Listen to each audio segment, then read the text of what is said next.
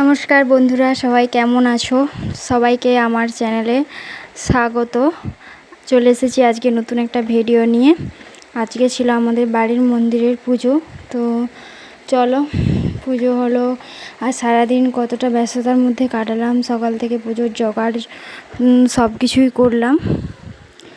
চলো সেগুলোই তোমাদের সাথে আজকে শেয়ার করব। আজকে আবার মহাপঞ্চমী, সবাইকে জানাই অনেক অনেক শারদীয়ার শুভেচ্ছা। সবারই পুজোটা ভালোভাবে কাটুক, এটাই চাই।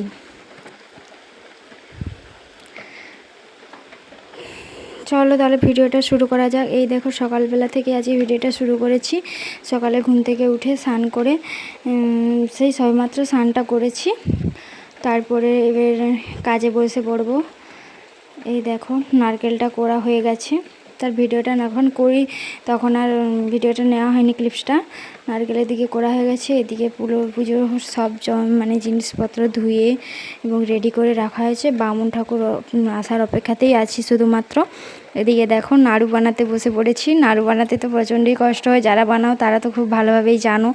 গরম গরম জিনিসটাকে নিয়েই গোল গোল করতে হবে। এটা খুবই টাফের, মানে হাতে ছ্যাঁকা লেগে যায়। এইটাই সবথেকে কঠিন কাজ আর কি। এই দেখো, নাড়ু করার সময় আমার মেয়েও আবার ডিস্টার্ব করছিল। তারপরে দেখো, এদিকে খইয়ে গুড় মাখানো হয়ে গেছে, খইটাও রেডি হয়ে গেছে, আমার নাড়ু করাও রেডি হয়ে গেছে, সুজি করাও রেডি হয়ে গেছে। সব কিছুই প্রায় রেডি, শুধু বামুন ঠাকুর এসে তার পুরোহিত এসে পুরোহিতের কাজটা করবে।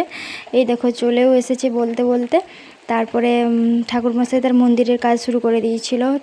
ঠাকুরকে সাজানো, কাপড় পরানো, এগুলো সব শুরু করে দিয়েছে অলরেডি। তারপরে এবার পুজো শুরু হবে।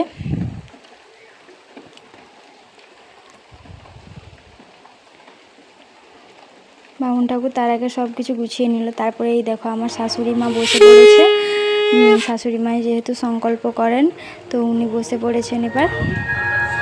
এদিকে আমার মেয়ে বদমাশি করতেছে।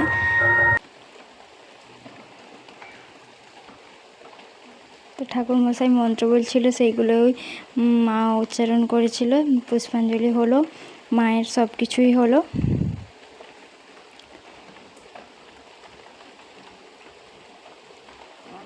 কারণ অনেকক্ষণ ধরে এটা হয়, একটু সময় লাগে, পুজোটাতেও একটু সময় লাগে। তারপরে দেখো, আমার মেয়ে এদিকে এক দৃষ্টে দেখতেছে যে দিদা কি করতেছে, সেটাই এক মনে দেখতেছে। তারপরে এদিকে আমি ডাকতে একটু জাস্ট মুখটা ঘোরালো, না হলে এক মনে তাকিয়েছিল দিদার দিকে, যে ঠাকুরমশাই বা কী বলছে আর দিদাই বা কী করতেছে, ও তো আর বুঝতে পারছে না। তারপরে দেখো, আমি শাঁখ বাজাচ্ছিলাম। মানে এটা বাজাতে সত্যি আমার জন্য একটু কষ্ট হয়, মানে অনেকক্ষণ দম লাগে তো। তারপরে আমিই করছিলাম ওটা, যেহেতু আমার শাশুড়ি মা এতে বসেছিল। এবার হোম হবে, ঠাকুরমশাই সব কিছু রেডি করে নিয়েছেন। এবার হোমের জন্য আর কি, পুজো প্রায় শেষের দিকেই। তাই সব কিছুই আর ভিডিওতে দেখালাম না, বোরিং লাগবে। তাই জন্য কিছু কিছু করেই দেখালাম। এই দেখো, হোম শুরু হবে, তার শুরু হয়েও গেল।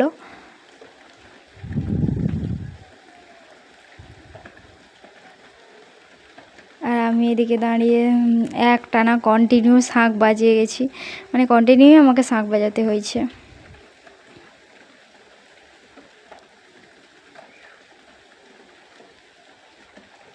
হোম হলো, তার হোম হচ্ছিল। আমার মেয়েও দাঁড়িয়ে দাঁড়িয়ে দেখছে একদিকে, অবশ্য ও আমার নিচে ছিল, দেখতে পাওয়া যাচ্ছে না ওই জন্যে। আর আমিও দাঁড়িয়ে দাঁড়িয়ে শাঁখ বাজিয়েই যাচ্ছি কন্টিনিউ, কি আর করবো।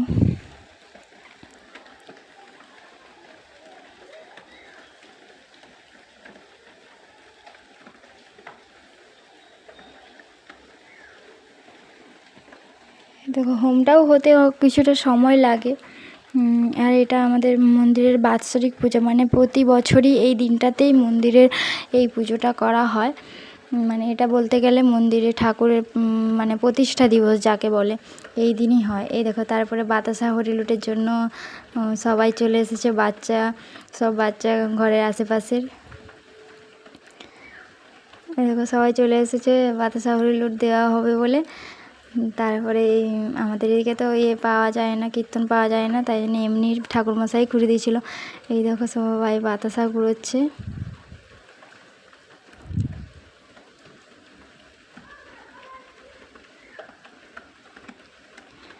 এই দেখো সে একটাও ঘুরোতে পারছে না, শুধু এদিকে তাকাচ্ছে সেদিকে তাকাচ্ছে। তারপর এদিকে প্রসাদ সাজানো হয়ে গেছে, সবাইকে দেওয়ার জন্য রেডি হয়ে গেছে, মানে পুরো পাড়াতে আমাদের প্রসাদ দেওয়া হয়। তবে ভিডিওটা যদি ভালো লেগে থাকে তবে প্লিজ সবাইকে বলবো চ্যানেলটা সাবস্ক্রাইব করে দিও এবং পাশে থাকা বেল আইকনটা প্রেস করে দিও, যাতে আমি আবার ভিডিও আপলোড করলে সেগুলো তোমাদের কাছেই প্রথম পৌঁছায়। ভিডিওটা যদি ভালো লেগে থাকে তবে প্লিজ কমেন্ট, লাইক, শেয়ার করতে ভুলবেন না। ওকে, টাটা, বাই বাই।